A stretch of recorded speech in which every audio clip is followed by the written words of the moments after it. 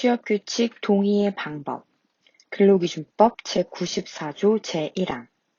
취업규칙을 근로자에게 불리하게 변경하는 경우 사용자는 해당 사업 또는 사업장에 근로자의 과반수로 조직된 노동조합이 있는 경우에는 그 노동조합, 없는 경우에는 근로자 과반수의 동의를 받아야 한다.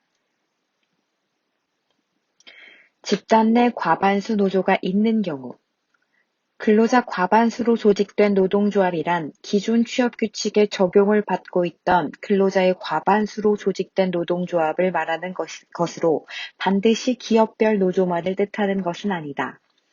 노동조합의 동의는 법령이나 단체협약 또는 노동조합의 규약 등에 의하여 노조위원장의 대표권이 제한되었다고 볼 만한 특별한 사정이 없는 한 노조위원장이 노동조합을 대표하여 하면 되는 것이지 노동조합 소속 근로자의 과반수의 동의를 얻어서 하여야 하는 것은 아니다. 집단 내 과반수 노조가 없는 경우 1. 동일 장소 회의 방식.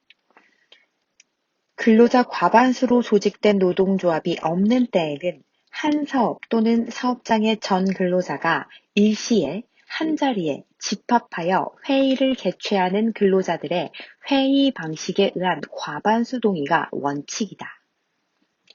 2. 예외. 기구별, 부서별 의견 취합.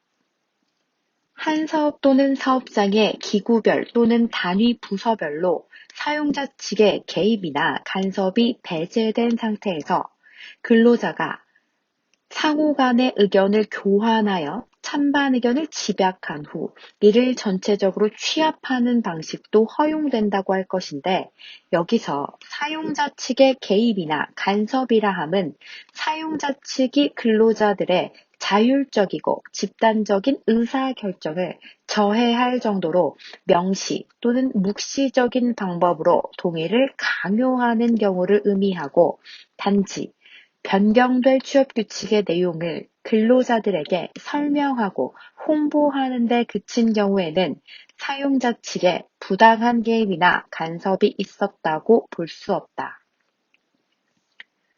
3. 구체적 설명의 필요성. 최근 대법원에 따르면 임금 피크제를 도입하며 이에 대한 구체적인 설명을 하지 않고 취업규칙을 변경한 사안에서 사용자는 근로자들이 집단 의사를 확인, 형성할 수 있도록 상당 조치를 취할 의무를 부담하므로 불이익의 정도 등을 충분히 그리고 구체적으로 설명하지도 않고 자유로운 토론 등을 통해 의사결정을 하도록 하지도 않은 채 회람이나 동의, 부동의 여부만을 확인하는 형식적인 취업규칙 개정 동의는 설령 그 동의가 적용 대상 근로자의 과반수를 넘었다고 하더라도 무효로 볼 수 있다. 노사협의회 근로자위원회 동의.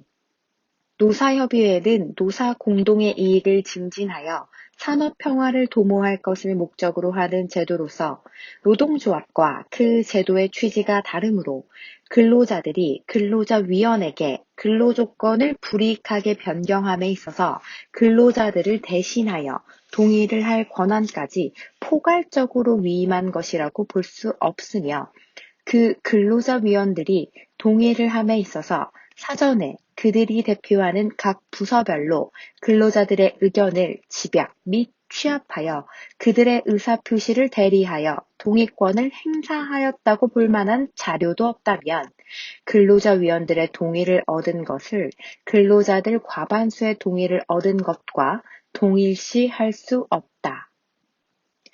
묵시적 동의의 허용 여부.